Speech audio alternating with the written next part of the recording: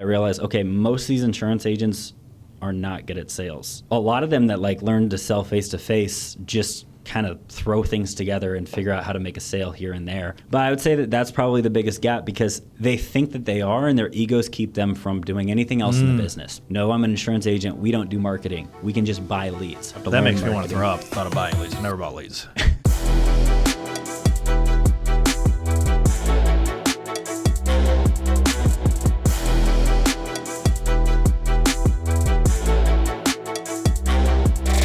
Welcome, everybody. We are back for another episode of Just Like That, Only Different, the Coach G podcast, live here in Nashville, Tennessee at the Greatness Factory. We're just a couple blocks from downtown Broadway.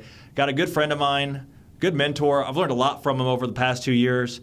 Justin Thomas in the house. Is it Justin Thomas or Justin Falk? Well, it's Justin Thomas, and now a little more transparency. I think I go by Justin Falk, but then I kind of bridged it with Justin Thomas Falk. So. Okay. Yeah, I actually meant to ask you before we aired if it was going to how I should what last name I should actually use for you. So either. Everybody knows me by. Okay. So is those names blended together? Where did the Thomas Falk everything come from? So Thomas is my middle name, and when I was first getting into the online space and trying to like gather attention, I thought if I went by Justin Thomas, I might be able to pull some traffic from the golfer. Yeah. Holy smokes. Right, like if you're searching Justin Thomas. I did not know that was the reason. That's a true marketer's brain right there. That is crazy. But then like last year, as I started like growing my own audience, I realized I'm never going to outgrow Justin Thomas. So I was like, I got to bring back Justin Falk. And so then I bridged the gap with most of my socials are Justin Thomas Falk. That is crazy. That makes so much sense, though, because you knew people that were typing that in would accidentally click on you and follow you. That is a true marketer's brain. So if you don't know Justin, he is a master marketer, and you've grown an incredible agency now.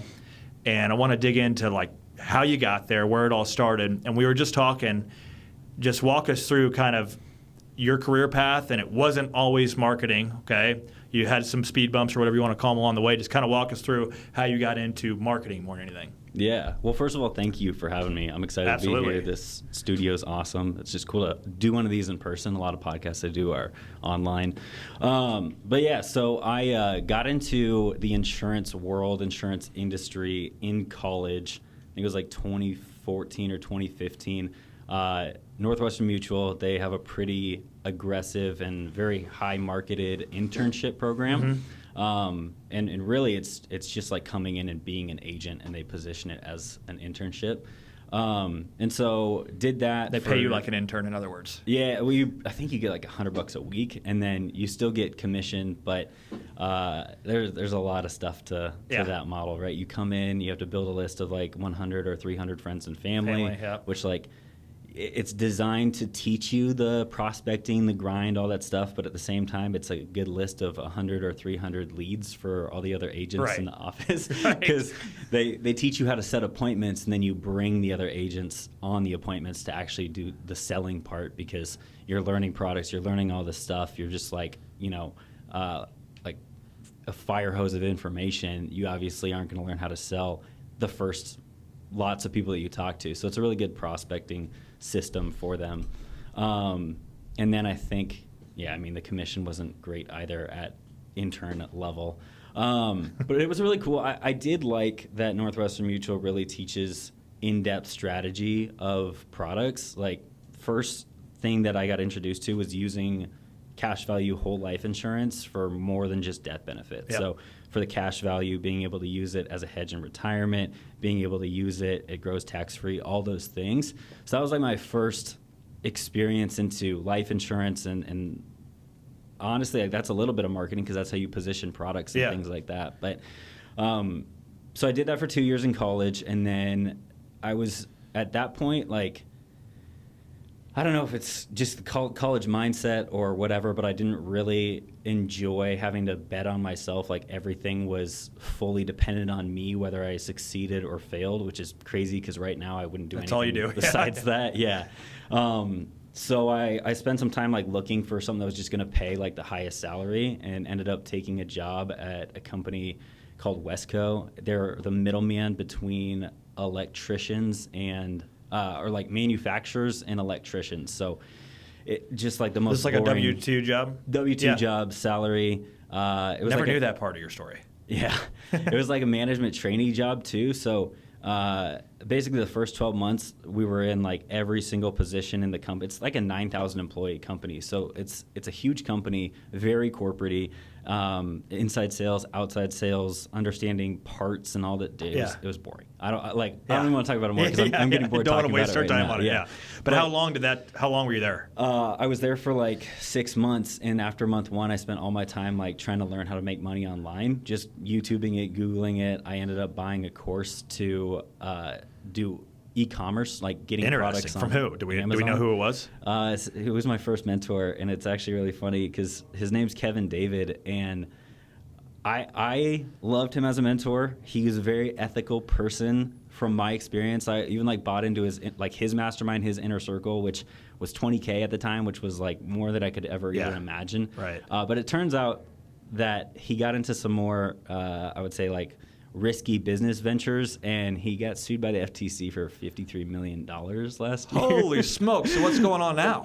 Dude, I don't know. I haven't heard from him since 2018. But I thank him a lot because he like brought me into this marketing world, this online world. But I made enough with starting my own Amazon business to quit that job.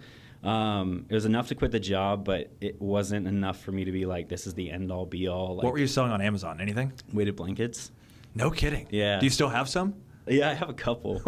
Yeah. My wife has one. She'd love those. Dude, it was cool. So like with Amazon and e-commerce, this is just like, again, like this was starting my marketing brain because I played a lot of video games growing up, and I feel like that's why I like marketing so much. It just reminds me of a video game, but it's real life and money's involved, so it's way more fun when you just see $1,000 come through in an email or you sell a weighted blanket or whatever it is. It's like a slot machine. Yeah, honestly, that's probably why I like gambling so much as well too.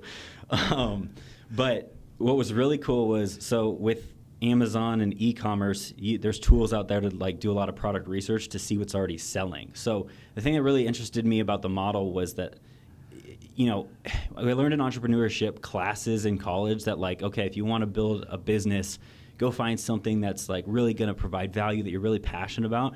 I didn't really relate with that because like a 21-year-old that spends most of his time partying with friends, like you're not really passionate about anything. Right.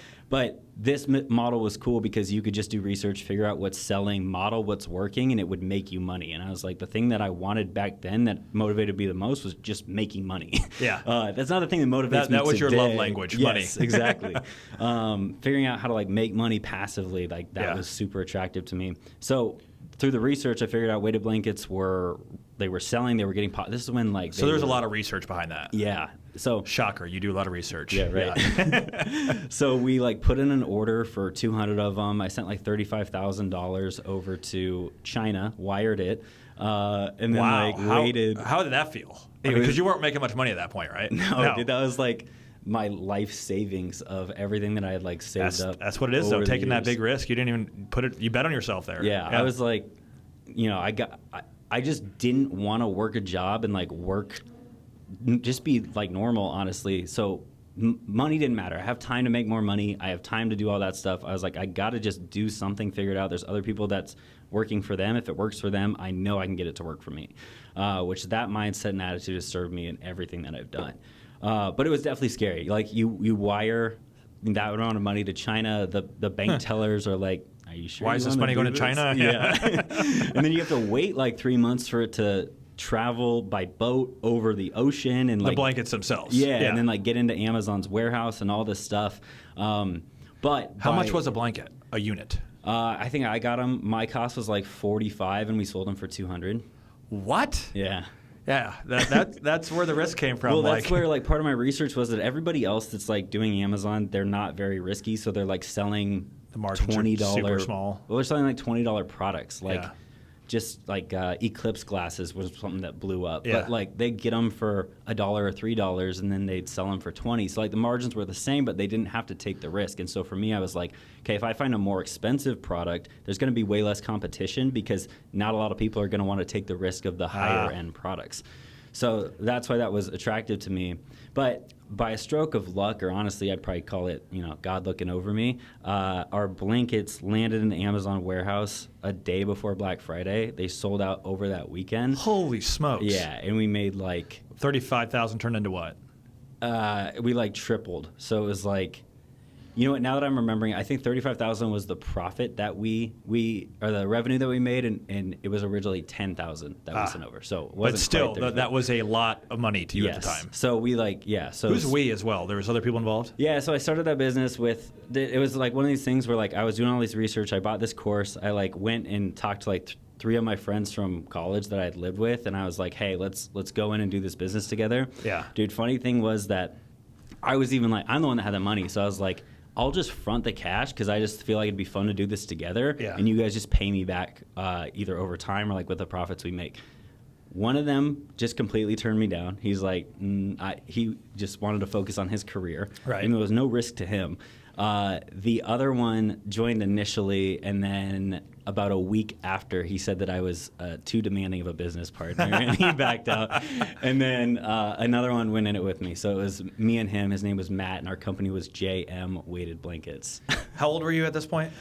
22. Man, that's awesome. Yeah, 22. I was literally worried about making a couple $1,000s and didn't know what to do in coaching football. So that's what did you know? You just knew you wanted to make money. Yeah, is what it sounded like. Had no passion about weighted blankets. Had no passion about.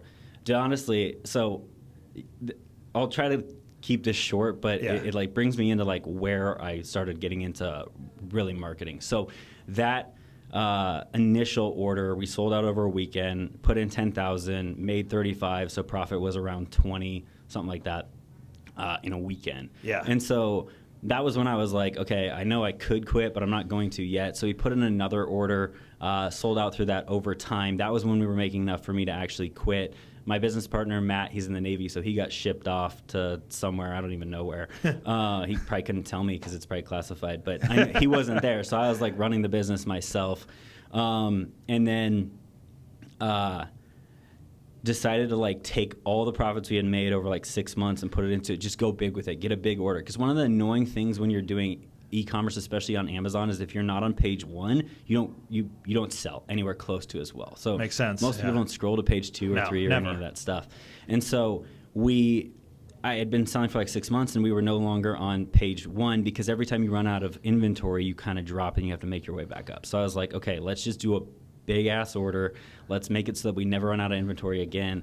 As I'm saying this is why I hated this business, because it's logistics. Like, I don't like logistics. I like marketing. Yeah. And so because you're putting your fate in somebody else's hands, essentially. Yeah. And then you got to understand like inventory and like cycles, and that was just like more than I wanted to think about.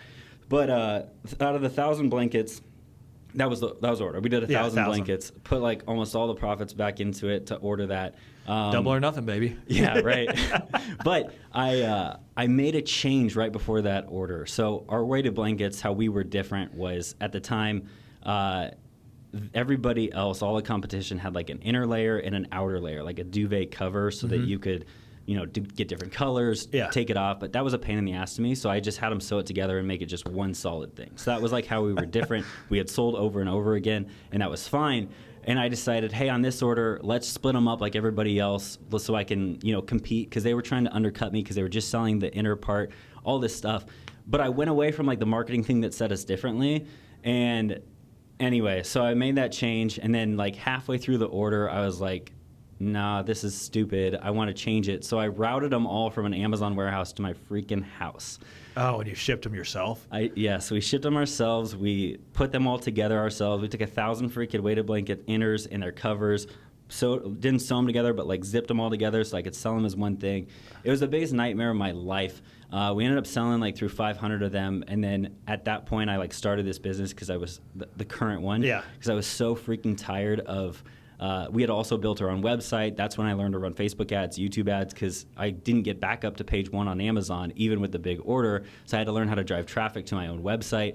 I was just going all in on everything, but I hated the physical products of the business. Yeah. And I was seeing at this time, it was like 2017, 2018, I was seeing all these people that were just doing digital marketing for businesses and just not having products or anything, making way more money without cost of goods sold or any of that stuff. I was like, I'm just gonna go do that. And I actually like watched this clip of Grant Cardone, and somebody asked him like, what would you do if you had like $50,000 in debt or something like that? Because to me, I had debt because it was all sitting in the blanket inventory. And Grant Cardone was like, no, I wouldn't think about that. I would just go make money. And the guy's like, what? So you wouldn't like pay your debt or whatever? He's like, I don't know. I just make enough money and I wouldn't. So I just like literally blocked that business out of my mind. I stopped worrying about it. The traffic to the website died, everything. We had like another 500 blankets that were literally sitting in my basement. And my mom was freaking out. So she started like selling the rest of these on Facebook Marketplace. But I was like, I have this other business. It's a way bigger opportunity. Were you living at home then too?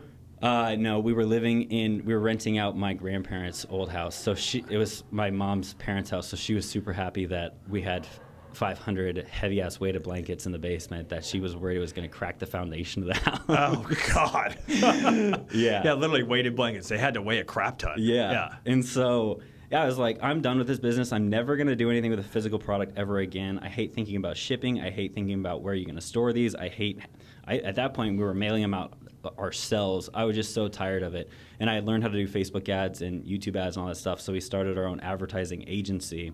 And then so I'm kind of moving into the next section here. That's like when I got into marketing, and we got a whole random assortment of clients. We had a regular gym, we had 2 Krav Maga gyms, we had a dentist, an esthetician that does like eyebrows and stuff. So you were just branding yourself as a marketer for any business. Yeah, like we'll run Facebook ads for you. It was always Facebook. It was always ads. Always ads. Because it was way more lucrative to do ads for people, and I knew how to do it. Like just going and posting on social or doing video or any of that stuff, you make way more money if you know how to run ads. So that's what we focused on. And just backing up real quick, I mean, you are a specialist in running ads. Yes. Okay.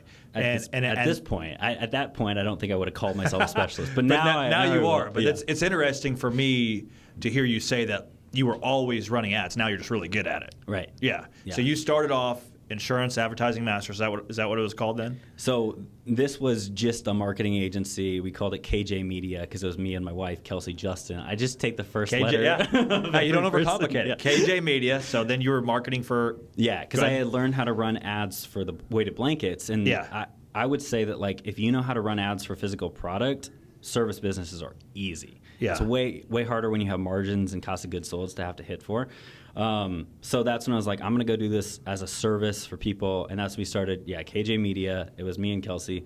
And then we had those clients. But then with Kevin David, that mentor, he had like a group of other people that also had started Facebook ad agencies.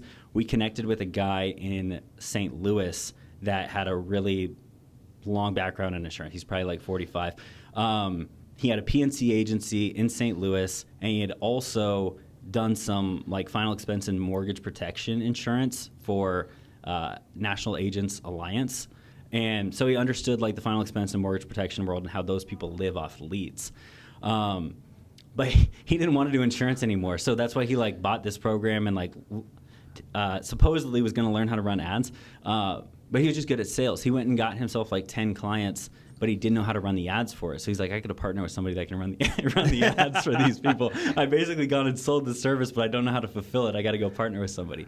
So Omaha and St. Louis are like 5 hours away. So we partnered together, and then between the two of us, we had those 10 clients.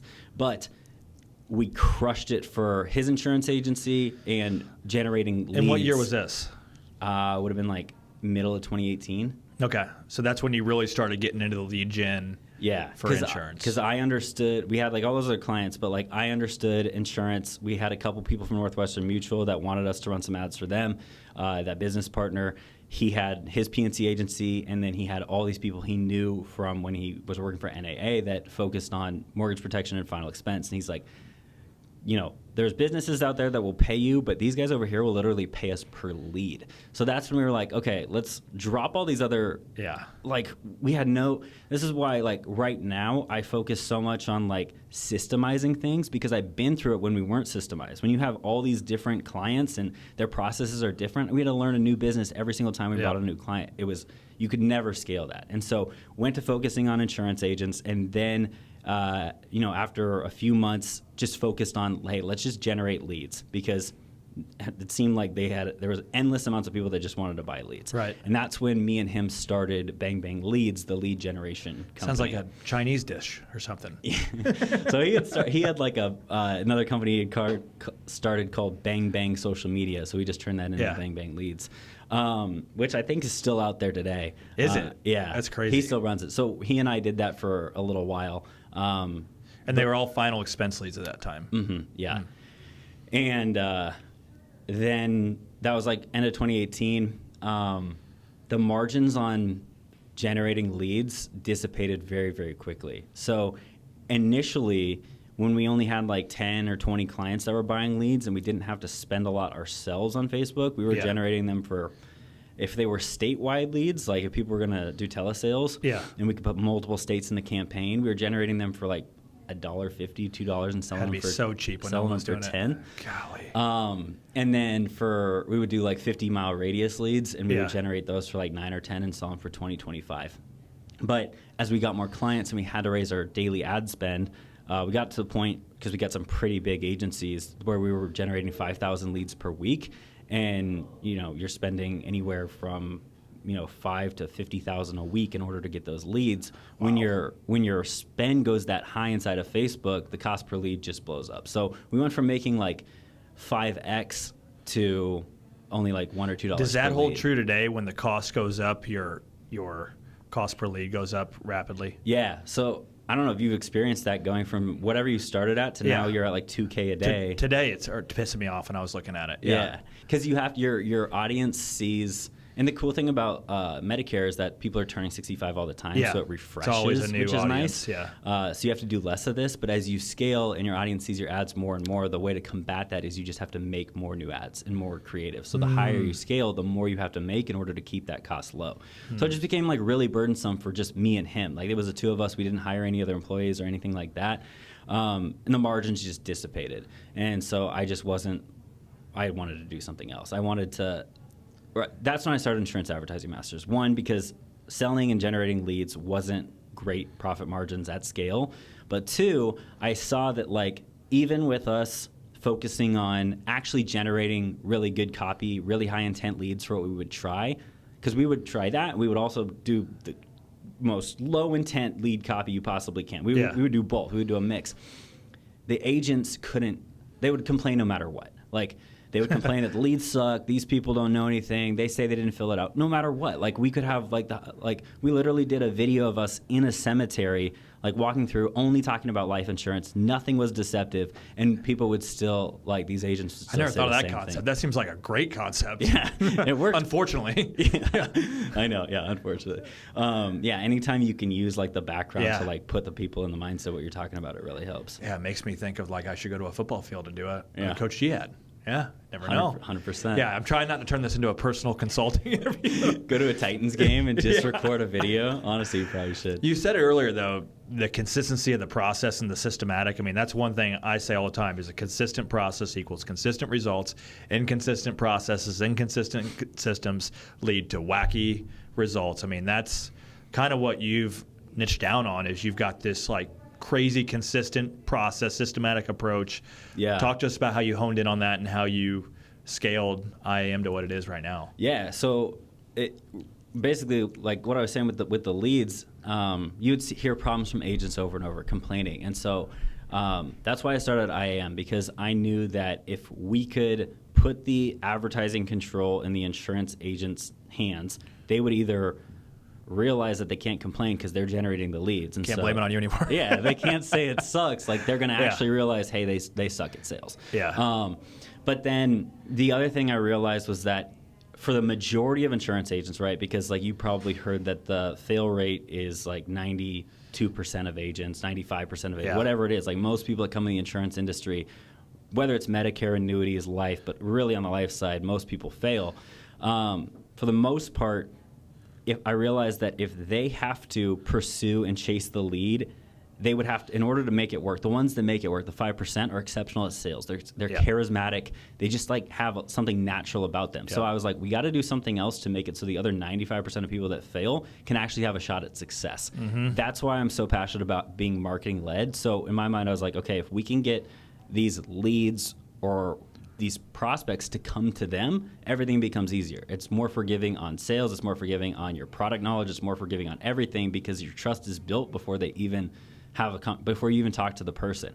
And so I was like, we need to do everything around inbound. We need to teach these people how to get inbound appointments. At the time, I also was a fan of inbound calls. I'm not anymore, unless you're set up to be a call center, because you could be at the grocery store and get a call. Yeah, then your lead screwed. Yeah. Exactly. So I just prefer appointments at this point. But everything that we do, and the reason that we started Insurance Advertising Masters was to teach and like spread the message of, hey, you need inbound, and these are the ways to do it, which, by the way, that's like what I'm talking about tomorrow at the event is the 2 best ways of working right now for inbound, because we just believe in it so much. Yeah. And the reason we believe in it, and I think this is why we've like set ourselves apart from almost any other competitor out there, because all of our competitors just talk about, hey, just get leads, or like we'll teach you advertising. But we specifically focus on inbound because it creates that system. So if you can have one funnel that all of your leads and appointments are going to come through, you know that they've watched a video where you're educating them, you're building rapport, you're building trust, all that stuff. It's like a conveyor belt that you or your agents can work, and you have a process around it. If you're an agency or a single agent and you buy some leads from this vendor, you buy some leads from that vendor, maybe you run some of your own Facebook ads, maybe you run Google ads, maybe you run the Instagram. You're doing all these different things, and every single time you get on a call, it's a different lead, it's a different process. There's nothing scalable about that. And so that was the whole core foundation of Insurance Advertising Masters is let's teach the concept of systems, processes, and all that falls on the foundation of inbound marketing. And full disclaimer, I am a happy, satisfied client.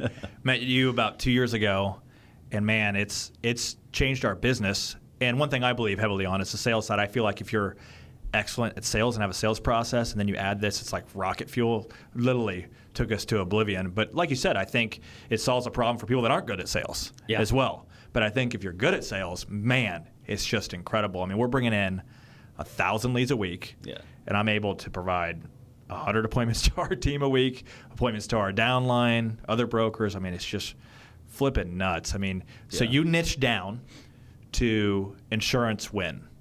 Was that 2018? I mean, never looked back? Started Insurance Advertising Masters in 2019 and never looked back. It's always been insurance. Yeah, I guess Insurance Advertising Masters. Yeah, that kind of lends to the name. And we've had people But you didn't do initials that time.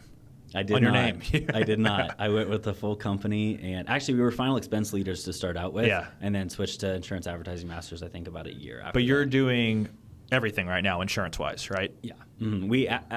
So we initially started with final expense, just teaching them how to do lead ads, kind of the same way that we were generating at Bang Bang Leads. And then I just kept seeing it perpetuate over and over again that like, if they have leads, they have to call them, all those problems start. So it was about a year into this business that we really focused on inbound. And then once we focused on inbound, we were like, well, we don't have to just do final expense. Final expense tends to work really well when you run lead form ads, but if you're trying to get ads for or leads or appointments for annuities, cash value, whole life, IULs, anything that's a little bit more complex, lead ads are going to be getting you really, really poor leads because they don't have enough marketing interaction with the person in order to like put them in the right position. So you can't have a video in there, you can't have a landing page that has copy. It's just kind of like you get their attention with the ad. When you say lead ads, you're never leaving Facebook. Those are the lead forms. Exactly. Yeah, lead forms. Yeah. But with a video in front of it, you still don't like that when there's so if I'm scrolling through Facebook, Instagram, I see a video and I click on it, but I stay on Instagram or Facebook's platform. You don't like those.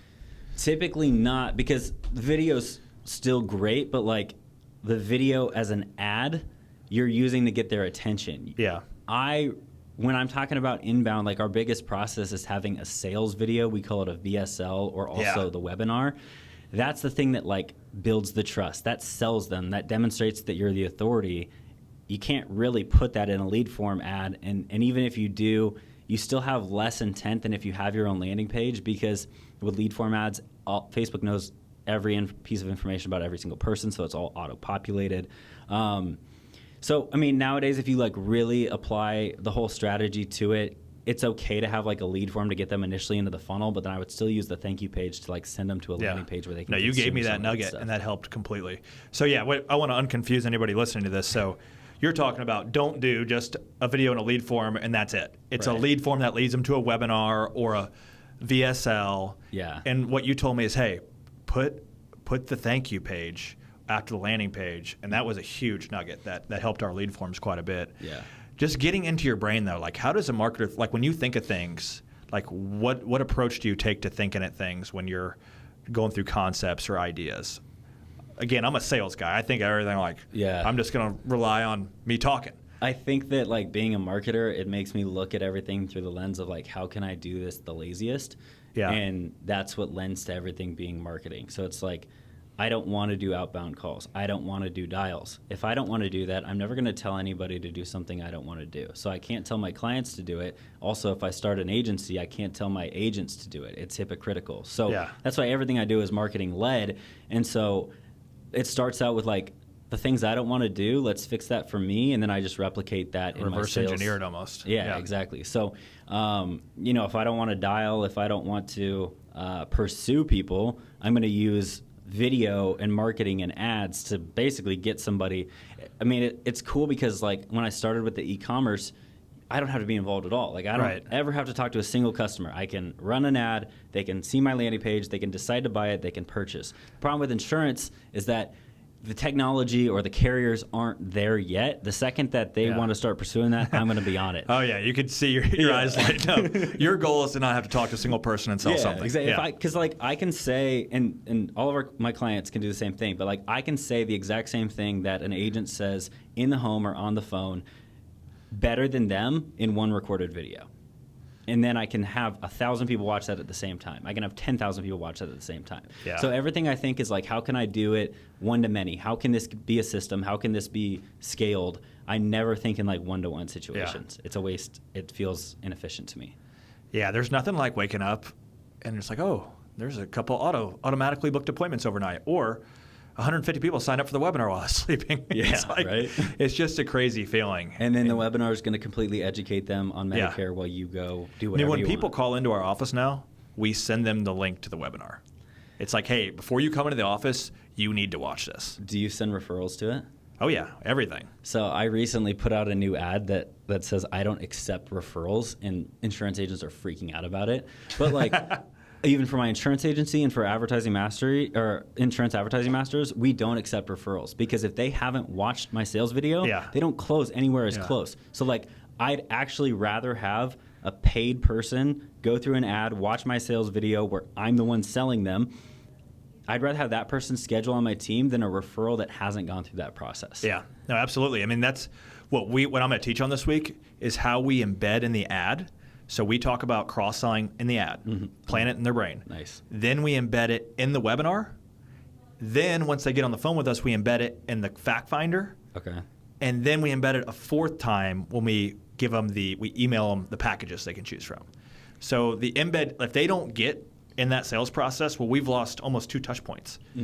And it's just, but it becomes so crazy when by the time they get to you, they've heard what you're already talking about 4 times. And it's that conveyor belt process. Like, if you just started like putting, referrals into your agent's calendar and they don't have that pre-framing. Same education, yeah. Yeah, they're going to have to, the sales call is probably going to be like 30 minutes longer. It's no longer a consistent process. You're skipping parts of your process. Exactly. So you're at a point now where you have the luxury to say, we don't work with somebody that's not willing to comply with our process. Yeah. And it makes it so that you can actually scale. Yeah, every single one of our clients, whether they're referral or whatnot, has the pre-education. We always offer the webinar. We always recommend it or whatever. Exactly. Yeah, and I've learned so much from you guys on the consistent process. Now we've created a consistent sales process that we've systematically rolled out and basically kind of a similar format. So it's incredible when you can really duplicate even your training process through a series. Your training process doesn't involve you. It's, hey, here's hours and hours of video and exactly what you need to do, plug and play. And you can do that in a sales system. I tell agencies all the time, just teach your sales system in module format. And when you onboard a new agent, whether it's internal or external, they have to go through this in succession to take on those auto-booked appointments. It's incredible. Exactly. Yeah. Let's talk about where you're at now. And I like asking numbers. You'll probably talk about them because you're pretty open. So in terms of sales in 2019, what were you guys doing in terms of revenue in 2019? For insurance advertising Yeah, investors? yeah. I think that year we did like 60K. 60K. And current day, you can give us a ballpark if you're comfortable. What's revenue projected for 2024? We've been at about 3 million for like the last 3 years. We're at this like weird stuck point that I have to level up from player to coach to get past that. Yeah. And it feels like a 2-year process where I feel like we're beyond that. I talked to you earlier about how I now have a CEO, I now have a COO, I have a sales director, and it's like my job right now is getting them to perform as high as me wearing all of those hats. And once we can get there, I think we'll surpass that. But we've been about 3 million a year for the last 2 years. I'm with you. That's been the toughest part is, number one, you said earlier, we're all control freaks in some way. That's why we started a business, right? But then putting those other people at the next level that can do as good of a job, and whether that's 3 people, a COO, a CMO, whatever. And I think the biggest thing for us is putting a sales director in place. My wife came on as COO who's part of training. I mean, it just, you can start to see it clicking, and we're about to just catapult up, but it's like 100%. That frustration point, or I don't know if it's a frustration point, it's just, it's hard to go from it's a breaking small. point. Yeah, exactly. It's a ceiling. I feel like it's a ceiling. Once you punch through it, it's a rocket. But it's like that tough ceiling when you get to that $3 million, $4 million mark of really going next level. We've hit it a couple times, and it like slams us back down. And like because I've had a sales manager before, he ended up leaving. That slammed us down because a couple salespeople went with him. We hired a COO at one point. Partnerships, like big changes that we feel like, hey, this is going to bust us through this glass ceiling, and then it doesn't. But really, this time, I think like I've dialed it in. It's like I need these other people that can perform because I can't be the one that's doing everything. It's like spinning plates up in the air, and if I can't get them all to stay up in the air, then we're just going to stay here. And so, I think it's like that's why John Maxwell, John Gordon, like all these people that speak on leadership, like as a solopreneur, that stuff's still great, but like that's where I really need to be focusing right now is like how can I lead these other people to lead the other people? Being the head coach and let your coordinates coordinate and call those plays and do all those types of things. Bill Belichick can't go in and throw the ball for Tom Brady. So how are you doing? I mean, it's a tough question, but how are you doing that right now? What's the plan? So we've implemented this thing called EOS. There's a book called Traction, and then EOS is the system on top of it. It's called Entrepreneurial Operating System. It's allowed us to put a lot of structure into our business that kind of mimics what's worked in the corporate world, but for much smaller businesses. So like if you go into Coke or Nike or whatever, they have employee reviews and they have quarterly meetings and like their cadences, they're all thought out and planned because of hundreds of years of research and experience. And so we brought EOS into our business, which allows us to have those similar type things. We have a charted out org chart. We just have systems. Again, like everything's a system. Everything that we do is now a documented process. There's manuals for every single thing that's out there. And so that's been like a year of laying that foundation. And so now, if you will, it's like we created these playbooks. Now I need to go and like teach them how to execute the plays. Sounds like you've read Dan Martell's book. I have, assume. Yes. Yep. I hear playbooks. Yep. Yeah, I mean, we brought Emily, my wife, in, who was director of leadership and training, really did a lot of systems and systematic training for all the big brands. And she came in. She's like, you guys don't have, what did she call them? SOPs. Yeah. You guys don't have standing operating procedures. You guys don't have manuals. Right. So it's like foundationally, that's what we need. We need, we wouldn't want to say corporatize it, but we need some of those fundamental systems to elevate us and take us next level, because we do have turnover just like everybody else. And to bring somebody back in and have an SOP, man, I can't believe I'm saying SOP, but just to have some of those systems that I'm not good at. I mean, I can teach people to sell all day long. I can teach a systematic sales process, but in terms of the structure, I think that's where a lot of us lack. The thing that I think has helped me, because I feel like we're at the end of this kind of stuck period. And the thing that's really helped me is realizing the way that these 3 key people in my business are going to get to where they need to get is that they need to learn, and I need to teach them how to think. And what I found is the best way to do that is I need to allow them space to mess up. Yeah. That's the best teacher. Yeah. And if I'm there micromanaging everything and like forecasting what's going to happen and telling them, hey, don't do this because of this, they're not going to learn it. But if they go make a mistake and we lose like $50K that month because of it, they're not going to do it again. Yeah. And so I've kind of just like going to Europe for 2 weeks was great for that, because I deleted email, I deleted Slack, I didn't talk to my team for 2 weeks, and they had to put out a lot of fires themselves. And that was the thing that like really, I just like kind of finally let go of the vine. And now we're moving into this place. I think they've learned more over the last 2 weeks of me being gone than they had the previous 6 months. And so I just came to peace with like, okay, we're probably going to like lose some money here and there, but we need to get past this place. Yeah, exactly. The long-term explosion from it. And sometimes you got to step back to go forward. I mean, 100%. What do I always say? Slow down to speed up. Sometimes you got to slow down to speed up. And that's part of it. And I've done the same thing with the sales side of it. Sometimes you just got to throw some agents into appointments, let them fail. Thank God we have call recordings. Right. And coach them up, teach them, let them learn, let them take some bruises. I remember my daughter, we first got our pool, she walked off the splash pad in the deep end. She couldn't swim. Most terrifying 7 seconds of my life. I jumped in and got her. But guess what? She's never done that again. And, I mean, sometimes you just got to sink, for lack of better words. Still terrifying. That scared the crap out of me, too. But you've worked with how many insurance agents, do you think? Probably up to like 1,300 or 1,400. 1,300. So I've got some insurance-related questions. What's the biggest gap you see for insurance agents? I would say like individual agents, like, because they think differently, right? Like somebody that's just an individual agent versus like an agency, the answer is going to be different. But let's start off with an individual agent. Yeah. I mean, I would say that the thing that just comes to my mind is that they all think that they're really good at sales. Yeah. And for the most part, a very few percentage of them actually are. Right. And I didn't realize that until I spent $100,000 on sales training. Right. And then I hate doing sales, but I'm actually pretty good at it, but I hate it. It drains me. It is. I mean, some of the most exhausting days of my life have been just 10 hours of selling, just mentally just exhausted. Yeah. But after like spending that amount of time, money, and then training up my own salespeople to sell, $8,000 packages, which I'm biased, but I feel like that's probably one of the hardest things in the world to sell somebody consulting for the price of a cheap car. Yeah. At the end of the day, I mean, it's not like you can go grab it.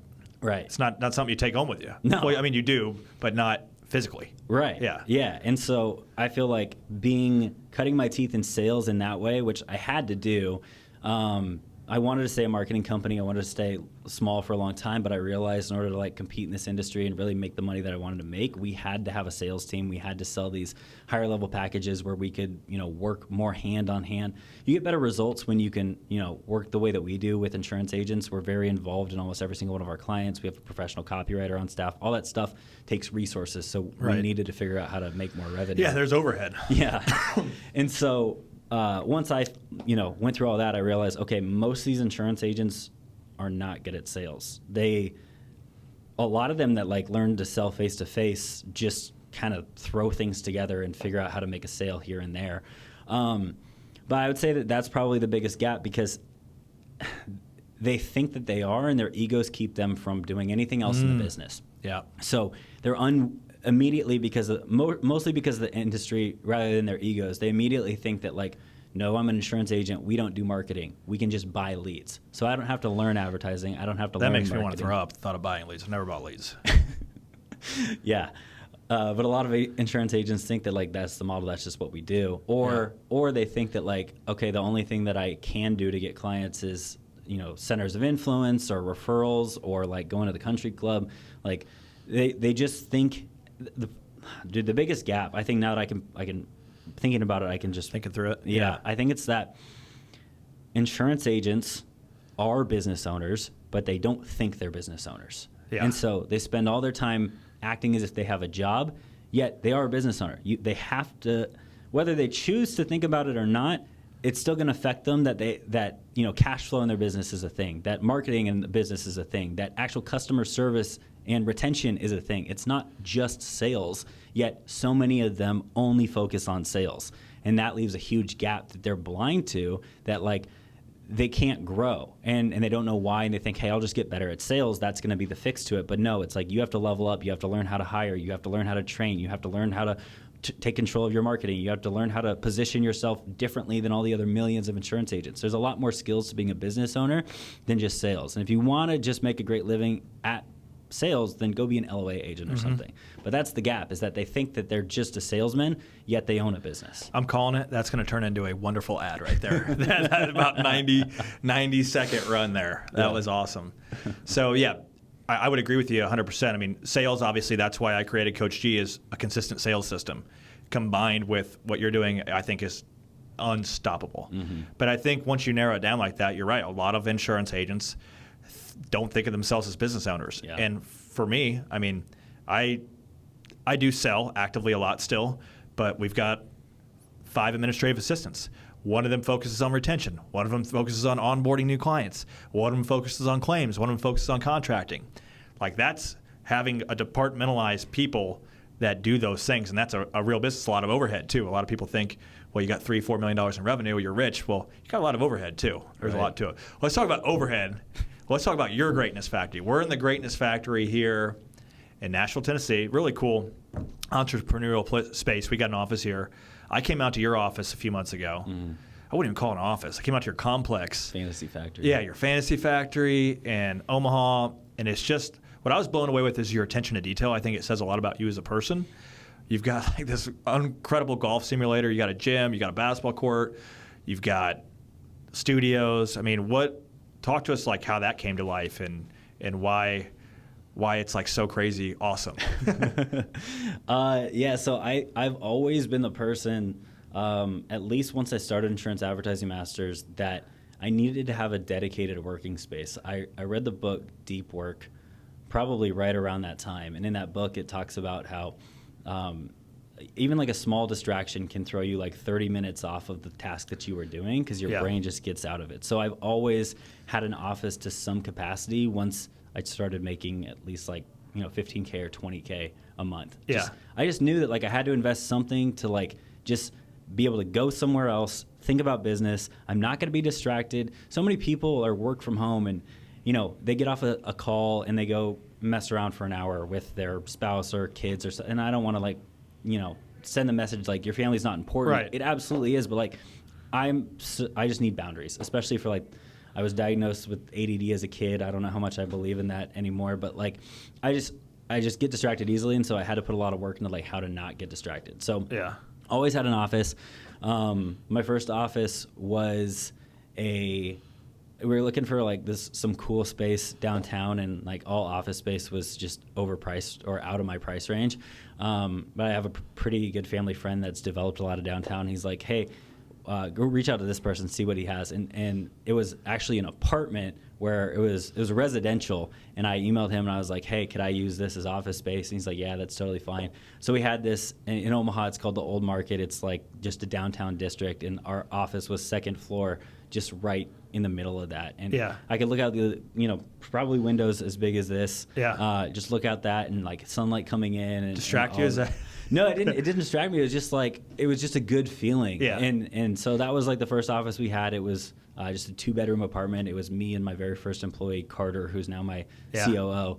And it was just me and him just grinding away. And I got like pictures from those days and I look back on them and it's just like, it's cool to have those like initial pictures.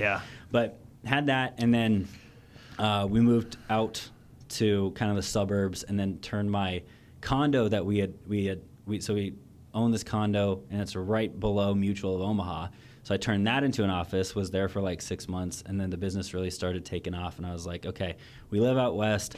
I want to find a bigger office, and at the time there was this guy kind of blowing up on social media.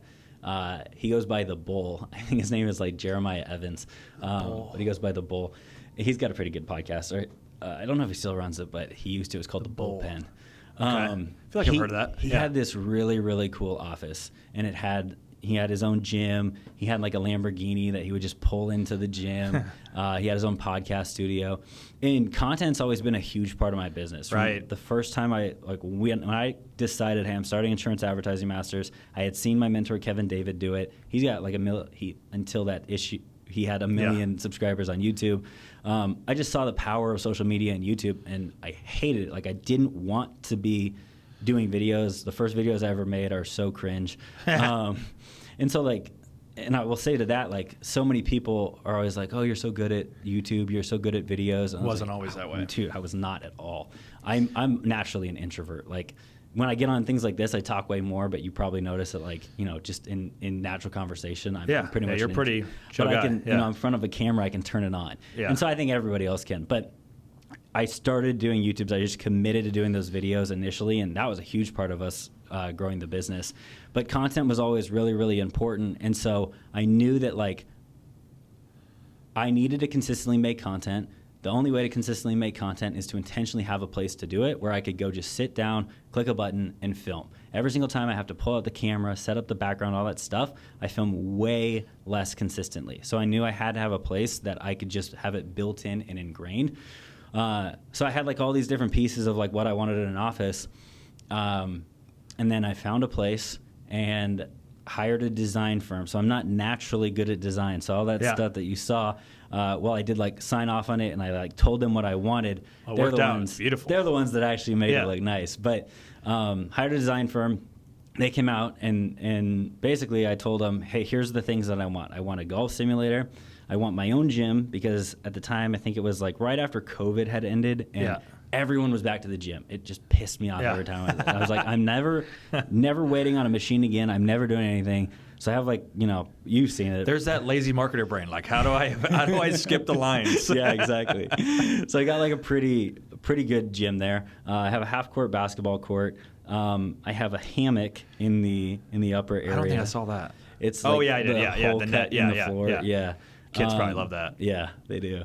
And then I was like, all right, run with it and go make it. And then that's all out in the warehouse. And then on the inside, we've got my office I can record in. I've got the other kind of like recording studio that I can record in. I've got the pool table room. Basically, I wanted to make every single place where we could throw up a camera and it would look good as a background for me to talk. Yeah. Because the more places I could talk, the more places where I could just do a video, that was kind of like the goal of it. Yeah. So that's like how it kind of came to life.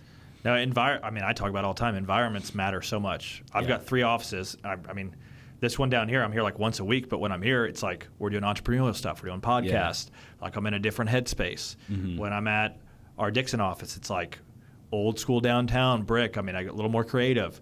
And then I'm in Springfield, it's like always massive annuity appointments. Like, it's an old bank. So it's just, they activate you in different ways and get you focused in different ways. I mean, I believe in it completely. 100%. Of just, putting a space that can get you to where you need to be mentally will make a huge difference. Yeah, and we're completely remote. So I've even, like, told some of my people, like, hey, if you're working from home and if they're having a sales rut or something like that, I've even offered to, like, put some money up for them to go find an office near them, because I just know how helpful it's been for me. For sure, and that's why we have multiple offices, so our agents can get out of their home office or whatever, just change it up. Yeah. Just have, I mean, obviously having a consumer space is, in my opinion, like a billboard, and we've had so much foot traffic that's been awesome. Yeah.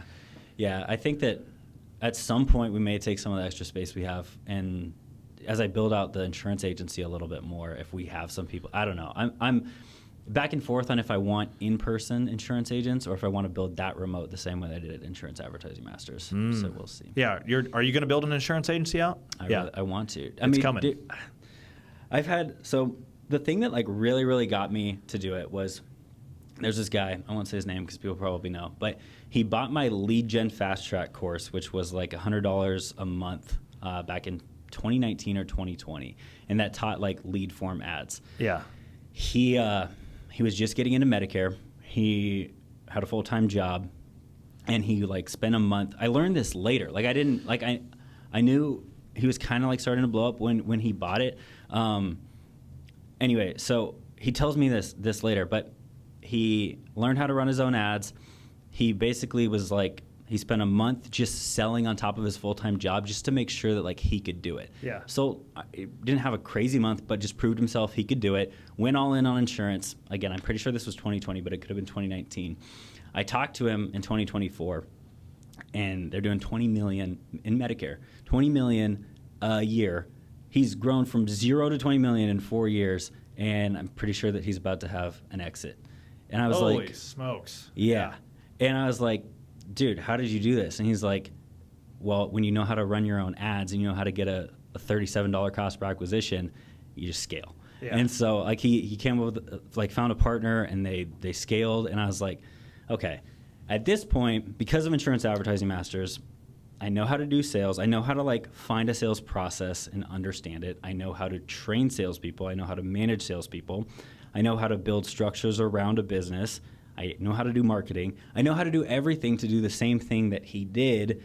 Why am I not doing it? Right. And the biggest thing is just like how much time. So that's why like I hired, elevated my employees to Josh is CEO and Carter's now COO.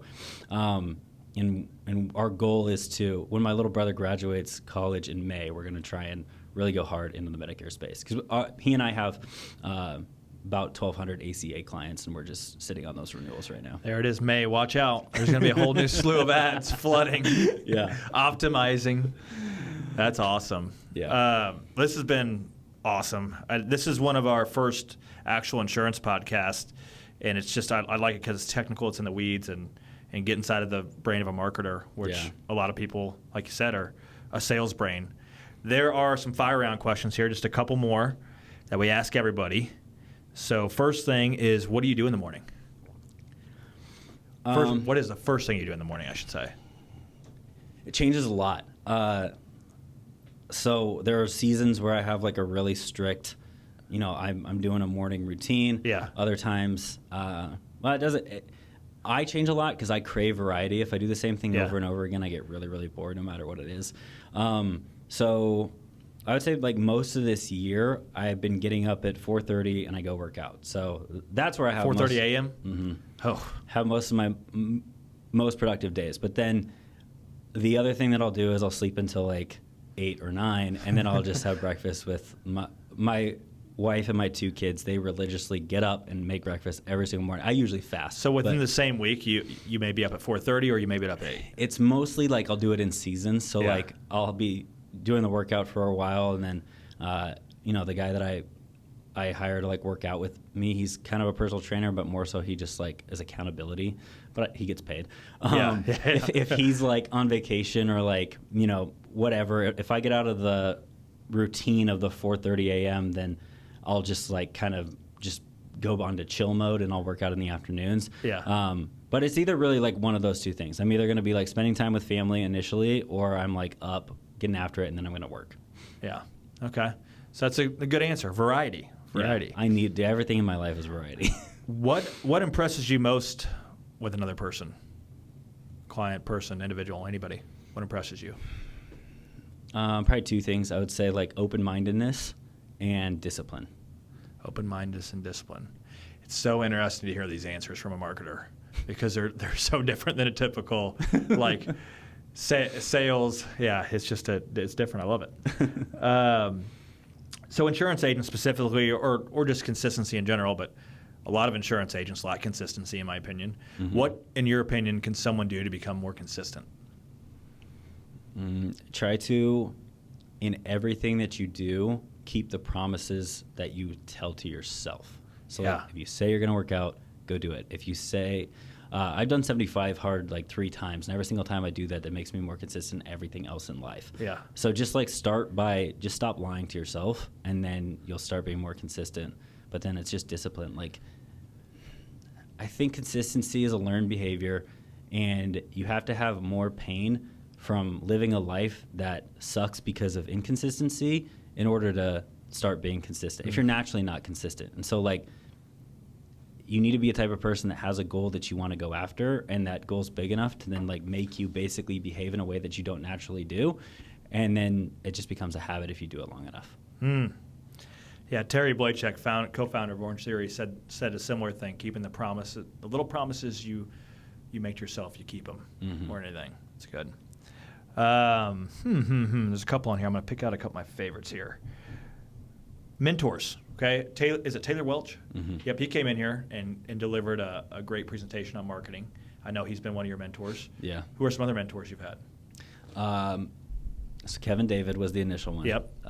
He brought me into marketing in all ways. Just like my first introduction to entrepreneurship was through him. I learned Facebook ads from him initially, and then I've learned from a lot of other people on Facebook ads. Another person on Facebook ads is a guy named Jason Hornung, really, really smart. and like with these people, I've like bought their products, but then like I pay them for one-on-one time. Yeah. And that's where I've learned a ton.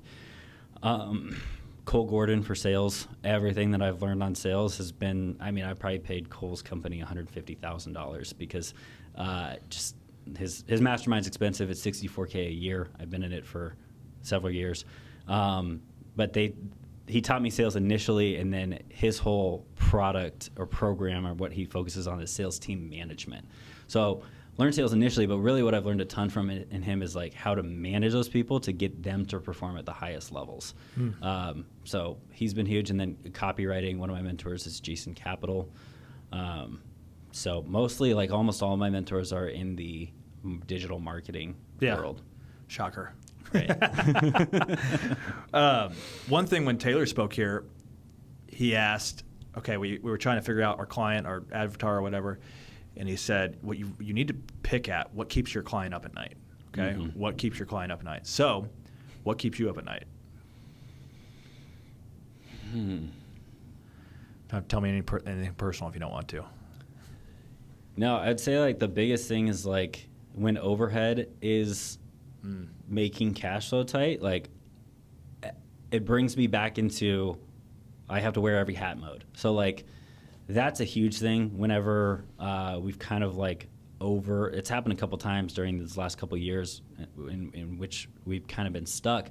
We'll over invest in people for the growth of revenue that we want to get to. Right. So if we want to get to 6 million, we'll and I probably learned some lessons from this, but we'll start by like finding the right people that will get us there.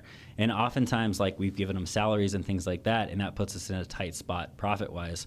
Dude, that keeps me up at night more than anything. I'll go write new ads, I'll go write new videos, I'll do whatever I can to solve that. I'm overstepping my sales manager. I'm getting in there listening to call reviews. I'm running sales meetings. I do like when we're in those positions, I get back in and wear every hat. Yeah.